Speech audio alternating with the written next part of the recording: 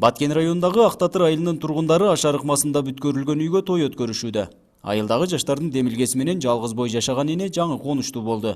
Эски үйүнүн чатырынан суу өтүп, жашоого мүмкүн болбой калган Зайна Садирова эки кызы менен оор турмушта күн өткөрүшкөн. Жолдошу каза болуп калгандыктан бул үй бүлөнүн буга чейин турак жай курууга чамасы жеткен эмес. Мурун шыйпыры жок, таамчы өтүп көл болуп калат эле. Ошун жатканга жай таппайт. Ошондон мана үй бүтү, эмди курсам болбойм, кыздар менен. Бир жака чыксаң ойлонбойсуң. Шыйпыр болуп. Эч айла жок, эч неме кылбай отурат элем да.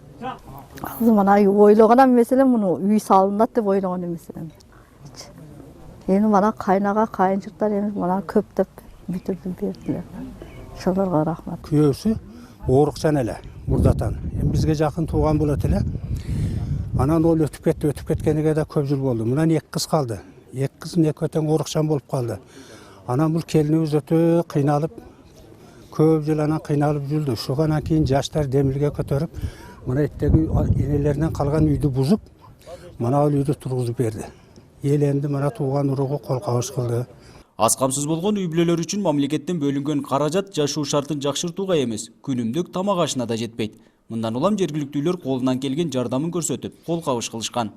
Курулуш ашар ыкмасында болгондуктан жыгачтарынан тартып жумушчулардын тамак ашына чейин айылдыктар камсыздаган. Эл макул болсо бузуп туруп кайрадан тургузайлы деп.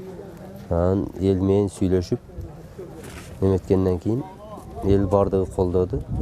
Ошонун аркасынан ушундай үй туруп калды. Буга көбүнчө жардам көрсөткөн ушул эл.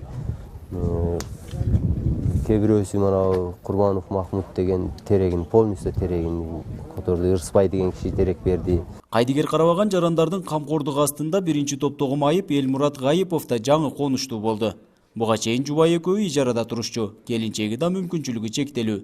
Мамлекеттен 7000 сомго жетпеген баара калышат.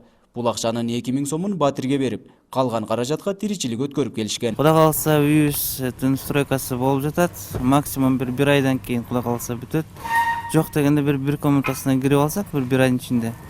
Кудай калса, ушу да бир спонсор издеп караштырып туруп, бир кичинекей болсо да машина алып алып, өзүмдүн үй бүлөмдү багам деген ойдомун. Ушу мага спонсорлук болуп, демөөрчүлүк болуп берип, ушул үйүмдү тургузууга көмөктөшкөн адамдардын үй бүлөсүнө баардыгына ыраазычылык билдирем. Баткендиктердин ашар ыкмасы менен облустагы көпчүлүк маселелер чечилүүдө. Айта кетсек, Баткен шаарына аз убакыт ичинде 2 спорт залы элдин демилгеси менен пайдаланууга берилди.